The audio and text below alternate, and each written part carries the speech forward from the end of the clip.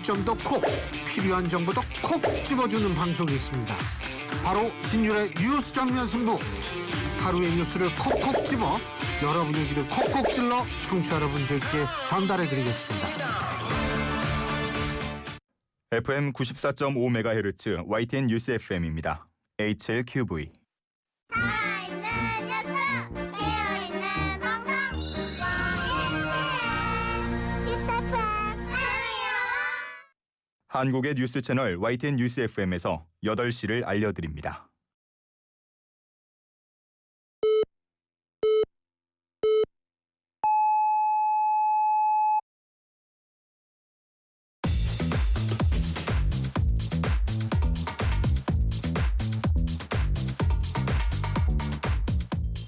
네, 5월 21일 수요일 아침 8시를 지나고 있습니다. YTN 라디오 뉴스파이트 김영수입니다. 3부 순서 이어가겠습니다. 뉴스파이트는 라디오뿐 아니라 보이는 라디오로도 함께 하실 수 있습니다. 라디오 들으시다가 궁금한 점 생기시면 샵 0945 우물정 0945번으로 문자 남겨주시면 됩니다. 단문 50원, 장문은 100원의 정보 이용료가 부과됩니다. 잠시 뒤에 조원진 우리 공화당 대표 만나보겠습니다.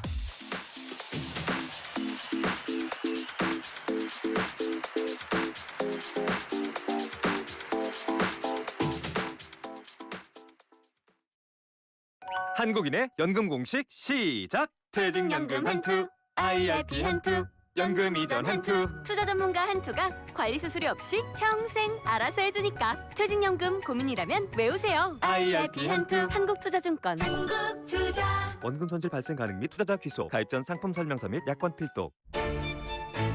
울림이 계속되는 모든 것들을 우리는 명작이라고 부른다.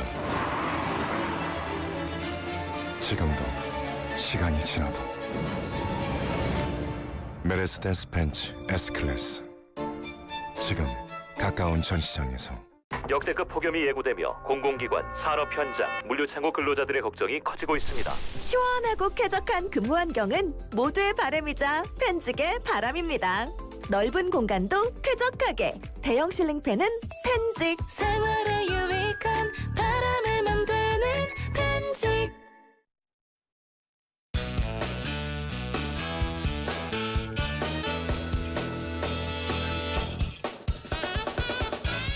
네, YTN 라디오 뉴스파이팅 이슈 인터뷰 이어가겠습니다. 국민의힘에서는 한동훈 전 대표가 유세에 나섰고요. 홍준표 전 시장의 김문수 후보 지지 선언도 있었습니다. 하지만 범보수 후보 빅텐트 단일화는 이렇다 할 진전이 없는 상황입니다. 조원진 우리공화당 대표로부터 대선 변수 상황 짚어보겠습니다. 어서 오십시오. 반갑습니다. 반갑습니다. 네, 조 대표께서 최근 국민의힘 김문수 후보 유세를 돕고 계시다고요? 저는 김문수 후보로 대통령으로 가야 된다 이런 생각을 갖고 있는데, 네. 하나는 그동안에 이재명의 민주당 예. 특히 당을 장악하고 입법 독재, 소위 말하는 그러한 그 탄핵 남발이라든지 예산 독점이라든지 이런 걸 보면서 행정권까지 가면 어떻게 되느냐. 예. 이제 상권분립은 무너지고 요즘 뭐 이제 사법부에 대한 압박 이런 걸 보면은 네. 잘못하면은 좌파에 의한 독재로 갈 수 있겠다. 좀 두려워요. 그런 부분에서는 자유민주 체제 수호, 상권 분립을 지키는 그런 의미에서는 김문수 후보, 뭐 더 집약하면 이재명 후보로는 안 된다. 예. 그래 됐을 때 우리가 예상할 수 있는 일들이 너무나 많다. 예. 그래 되면은 권력이 한쪽으로 몰리게 되면은 예. 그것은 여러 가지 부작용이 생기는 것을 우리는 많이 봤지 않습니까? 네. 그런 현상이 올 수가 있다. 그래서 김문수 후보 지지를 하는 거죠. 예. 지금 대선이 13일 남았는데요. 지금 판세는 어떻게 읽고 계시는 거예요? 현재 뭐 30대 중반부터 뭐 40대 이렇게까지 여러 가지 판세 내 내용들이 있는데, 김문수 후보 지지율 말씀하시는 거예요? 오늘 뭐 예. YTN에서는 36 예. 이 정도 나오죠, 그죠? 예, YTN이 엠브레인 퍼블릭 기관에 의뢰해서 조사한 조사인데요. 18일부터 19일 이틀간 조사했더니 이재명 후보 50%, 김문수 후보 36%, 이준석 후보 6% 나왔습니다. 자세한 내용은 중앙선관위 여론조사시민회 홈페이지를 참조하시면 됩니다. 전화 면접 조사였습니다. 네, 말씀하세요. 그런데 이제 우리가 한번 이제 선거 역대 선거들을 쭉 보면은 표의 결집 현상이 일어나거든요. 양강 구도로 가면은. 지금 충분히 그러면은 결집이 안 됐다고 보시는 뭐 거예요? 현재 우선 국민의힘 지지층에서도 60%를 못 받고 있어요. 김문수 후보가. 예. 그것은 거기에서 표의 결집 현상이 일어나면은 한 75까지 보통 나오거든요. 예. 많이 나오면 80%까지 나오는데 이재명 후보는 지금 뭐 소위 예. 진보 쪽의 지지율을 80% 이상 받고 있잖아요. 그렇게 갑니다. 예. 그리고 하나는 지역적으로 텃밭이라는 영남 지역도 60%를 못 넘으니까 그것도 기회 요인으로 온다. 그러면 이게 한 일주일 상간으로 일주일 상간으로 지역 기반하고 결집이 가능하다. 결집이 올라가면은 지금의 지지율에서 한 6, 7% 예. 이렇게 올라갈 가능성이 있을 거예요. 그러면 40대 초반으로 가잖아요. 예. 그러니까 이재명 후보가 50%를 훨씬 넘지 않고 네. 40%대 40% 말에 묶여 있고 김문수 후보가 40% 초 그러니까 뭐 그 차이가 한 5% 정도로 따라 붙으면은 네. 이 선거는 모른다. 그런데 기회 요일이라는 게 예. 제가 뭐 그냥 얘기하는 게 역대 선거에서 나왔던 프로테지들이 예. 결국은 양강 구도로 갈 경우에는 그렇게 결집됩니다. 그 이후에 이준석 후보하고의 단일화가 이제 필요하겠죠. 이준석 후보가 정확하게 얘기했잖아요. 자기가 뭘 해서 뒤집을 수 있느냐. 예. 그러면은 본인이 이제 소위 이재명 후보의 지지율을 좀 깔아내려야 된다 이런 생각을 하는 것은 저와 같은 생각인데 네. 그러면 단일화를 할 거냐 말 거냐의 문제는 이준석 후보의 문제가 아니고 김문수 후보가 어느 정도 지지율을 서받쳐 올라오느냐의 문제인데 거기에 기회 요인이 두 가지가 아직 남아 있다 이렇게 보는 거죠. 그러면 조은진 대표의 분석에 따르면 일주일 만에 6, 7% 따라 붙을 수도 있다. 따라 붙으면 판이 좀 달라질 수 있다 이렇게 보시는 거예요? 다음 주 이제 25, 6, 7 뭐 이 상관 아니겠습니까? 그래서 23일 날 이제 그 2차 토론을 하고 그 이후에 다음 주 토일 이번 주 토일 월 그 사이에 지지율에 조금 변동이 있을 거라 저는 예측을 하고 그 변동은 지금 이재명 후보의 지지율은 뭐 자기 얻을 표만큼 그걸 다 얻어가서 지지율에 반영되는 거고 뭐 1년 전부터 그런 상황이었으니까. 그런데 지금은 김문수 후보의 지지율은 상승할 수 있는 요인들이 많이 남아 있다. 지금 주변 여건이 어떻게 변하고 있기 때문에 그렇게 보시는 거예요? 지금 뭐 일단 경선했던 후보들이 일단 표면적으로라도 뭐 속마음은 모르겠어요.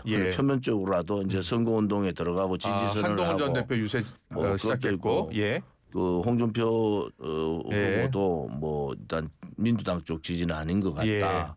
그리고 이제 한덕수 전 총리 부분들도 어느 순간에 이제 나올 텐데 깜짝 지원 가능성 이야기 나오고요. 뭐 그러니까 기본적으로 이제 정리가 좀 됐다.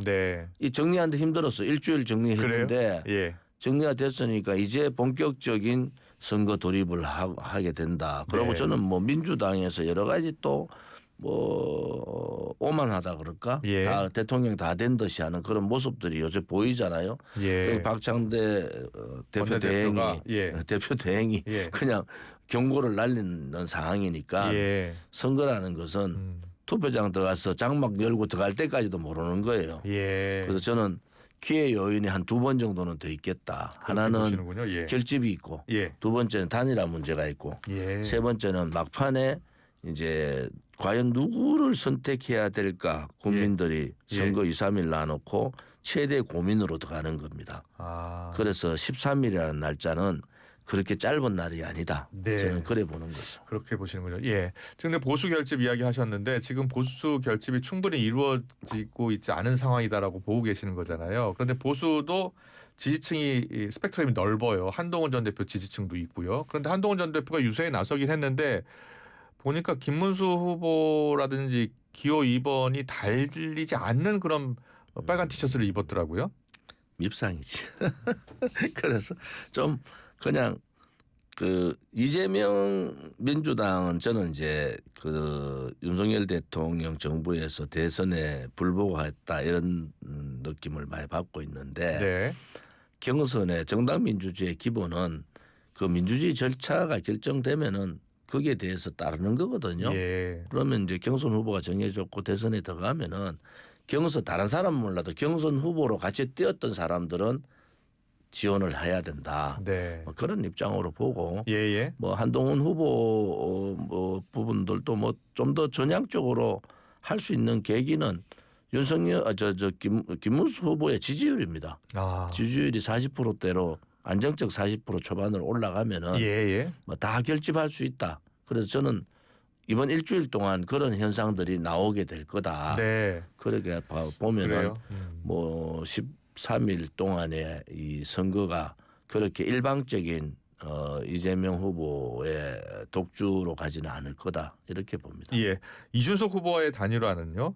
일단 앞서 지금 말씀하신 거 보면 김문수 후보가 40% 넘어서면 좀 환경이 달라질 것이다 이렇게 보신 거잖아요. 근데 이준석 후보는 계속해서 단일화는 없다는 입장을 고수하고 있거든요. 뭐 이준석 후보로서는 당연한 얘기잖아요. 예. 단일화했을 때 이준석 후보가 가져올 수 있는 일이 뭐가 있는가 이런 생각을 할 거예요. 네. 그런데 이준석 후보가 안철수 후보 같이 도와줬을 때 이 역전을 할 수 있는 상황이 전개되겠다. 아. 그러면 단일화의 의미가 굉장히 크지 않습니까? 예. 그런데 안 했을 때 이준석 후보가 10% 미만 뭐로 떨어졌을 경우에 이준석 후보의 정치적인 미래에 대해서도 고민을 할 겁니다. 네. 그래서 저는 뭐 이제 고민하는 시점이 됐다. 예. 뭐 그래서 2차 이제 TV 토론 때까지는 아. 뭐 단일화 없다는 얘기를 당연히 하는 거죠. 네. 그런데 2차 토론까지도 지지율을 올리지 못하는 상황이 되면 그때부터는 이준석 후보도 단일화에 대해서 고민을 할 그래요? 수밖에 없다 이래 보는 거죠. 그렇군요. 그렇다면 2차 TV 토론회가 모레잖아요. 23일 날. 네. 1차 TV 토론 때는 일단 어떻게 보셨어요? 저는 뭐 각 후보가 할 예. 얘기는 다 했다. 각 후보 할 얘기 다 했다. 그런데 이제 김문수 후보는 나름대로 조금 반응이 늦는다 생각했지만 본인이 할 얘기는 다 했더라고요. 네. 이재명 후보도 뭐 자기의 변명이라고 보일 수도 있지만은 이제 두 가지 하나는 퍼주는 거하고 세금 깎는 거 다 하겠다는 거잖아요. 예. 그런데 그거를 일단은 국민들이 쉽게 이해하지 못하지만 넘어갔어요. 아. 그런 부분들을 그다음에 뭐 120원 커피 원가, 예. 호텔 경제학 등등 예. 뭐 그런 부분 호텔 경제학 또 지금 오늘도 뭐 그 얘기를 계속 하는 것 같은데 경제학에도 없는 문재인 정부 때는 소득주도 성장이라는 걸 예. 가지고 사실은 돈을 왕창 빼가 썼어요. 그런데 지금은 소득주도 성장 포퓰리즘 플러스 감면이에요. 문제는 재원이잖아요. 예. 돈도 깎아 세금도 깎아주고 돈도 퍼주겠다.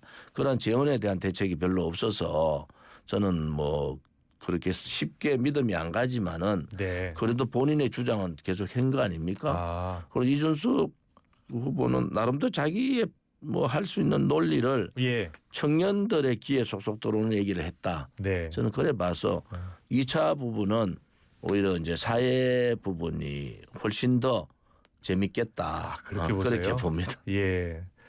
1차 TV 토론이 경제, 통상, 외교 분야였고 2차 토론은 이제 사회 분야인데 사회 분야에서 좀 더 차이가 나타날 것이다 이렇게 보시는 거예요? 사회 부분은 뭐 근본적으로 저출생 고령화 문제, 예. 일자리 문제, 그리고 이제 기득권과 비기득권의 문제 이런 문제들이 대두가 될 거예요. 예. 그런 부분에 있어서는 김문수 후보가 크게 밀릴 내용이 아니다. 아. 이래 보기 때문에 예. 뭐 치열하게 사회 부분에 대한 논쟁들을 할 수 있겠다. 아. 이렇게 어떤 봅니다. 이슈가 이 2차 TV 토론에서 큰 이슈가 될 수 있을 것 같아요? 아까 말씀드린 대로 이제 저출생 부분을 어떻게 저출생 처리할 문제. 어떻게 대책을 세울 저출생 거냐. 대책. 예. 그다음에 고령화에 대한 여러 가지 지금 고령화 중에서는 이제 뭐 쉽게 노령 이제 나이 제한 예. 더 늘리겠다는 거 아닙니까? 아, 예, 그래서 예. 그런 부분하고 그럼 청년의 이제 고관 부분들을 어떻게 이재명 후보 같이 문재인 정권 때 같이 고관을 계속 열 거냐? 네. 그렇지 않고 고관을 좀 줄여가면서 할 거냐? 근데 뭐 좌파 정권은 항상 큰 정부를 주도하고 정부가 주도적으로 가겠다 이런 거니까 예. 그런 논리에서 좀 더 다른 색다른 얘기들이 나올 것 같아요. 그래서 경제 부분보다도 훨씬 더 그렇군요. 부딪히는 부분들이 아. 좀 많겠다. 왜냐면 뭐 기본적으로 사회라는 부분들이 예. 근본적으로 복지 부분이 제일 센데 네. 뭐 서로 입장이 다르잖아요. 그렇군요. 그런 예. 입장에 봐서는 23일 날 재밌을 겁니다. 알겠습니다. 1차 TV 토론보다 2차 TV 토론이 더 열릴 것이다라고 관측을 하셨고요. 지금 김용태 비대위원장이 어제 배우자 토론 제안했잖아요. 그 배우자 토론 제안한 것은 어떻게 보세요? 이준석 후보는 기분 나쁘겠지. 아직 미혼인데. 예. 그런데 김혜경 여사가 그 전에 미리 제안했던 거 아닌가요?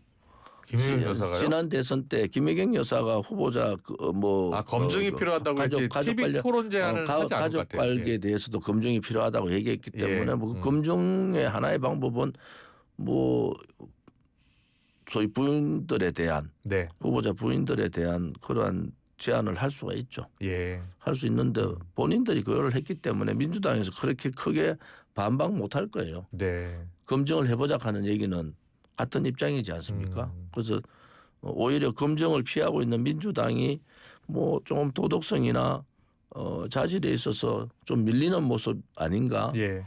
요즘 뭐 설란영 여사죠.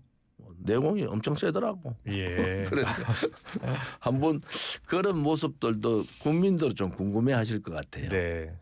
그전 정부에서의 일들이 많이 이게 생각이 나니까 예. 이게 뭐 대통령도 대통령이지만은 뭐 부인이나 예. 또 나름대로 그 주변도 좀 검증을 할 필요가 있겠다. 예. 이런 부분에 있어서는 도덕성에 있어서는 김문수 후보가 훨씬 앞서가는 것 같다 이렇게 봅니다. 김문수 후보 배우자 설란영 여사는 뭐 법화 이야기 또 하고 법화 남용 용납 안 돼 뭐 이렇게 이야기를 하더라고요. 예.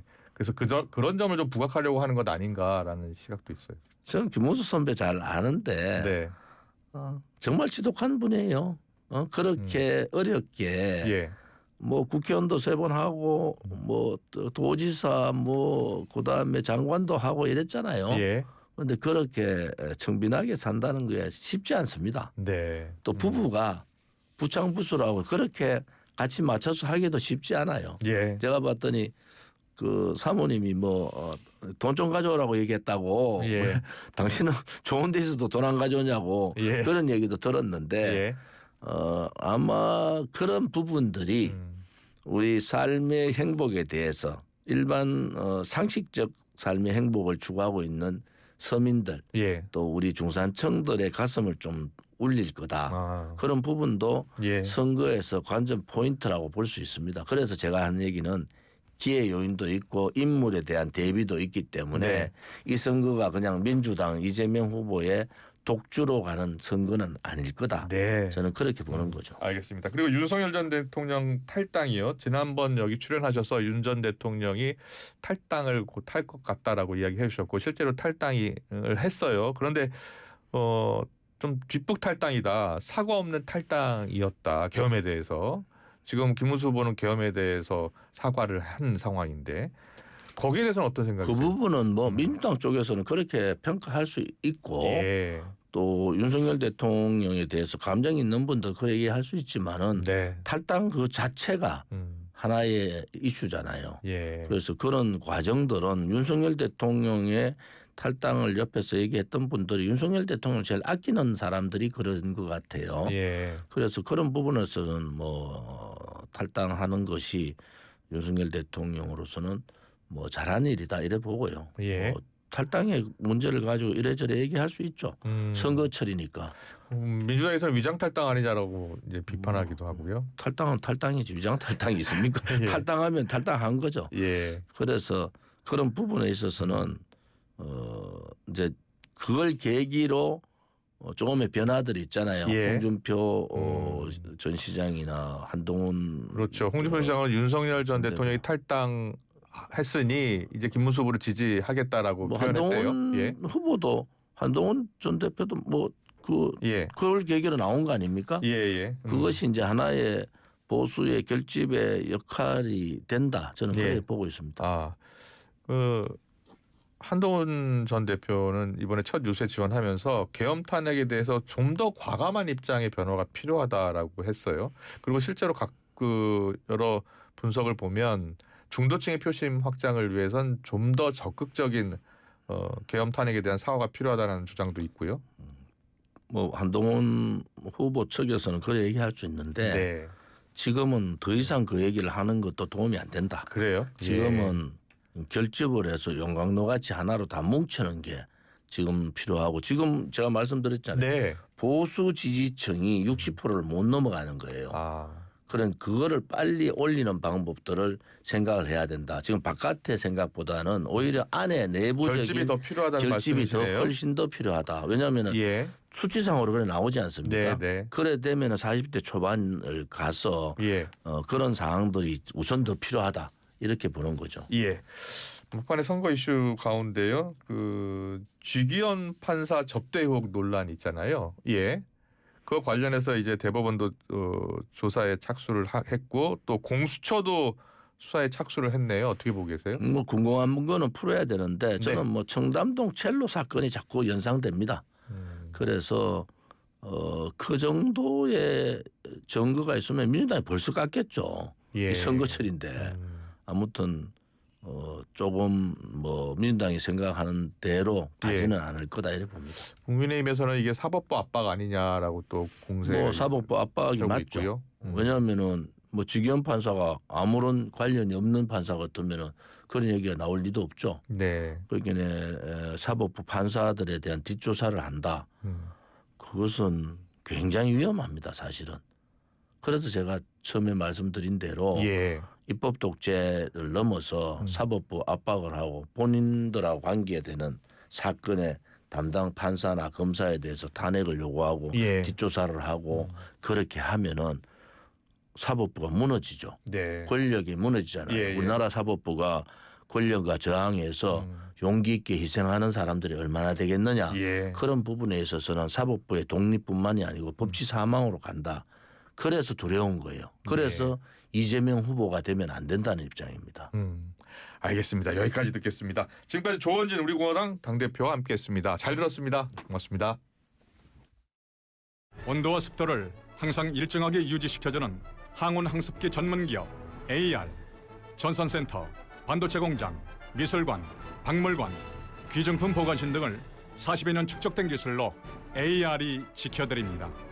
24시간 확실한 서비스 보장 1855-0561 고철거래 새로운 패러다임 고래장터 착 찍어서 쓱 올리면 실시간 경매로 가격이 쑥쑥 고철거래 플랫폼 고래장터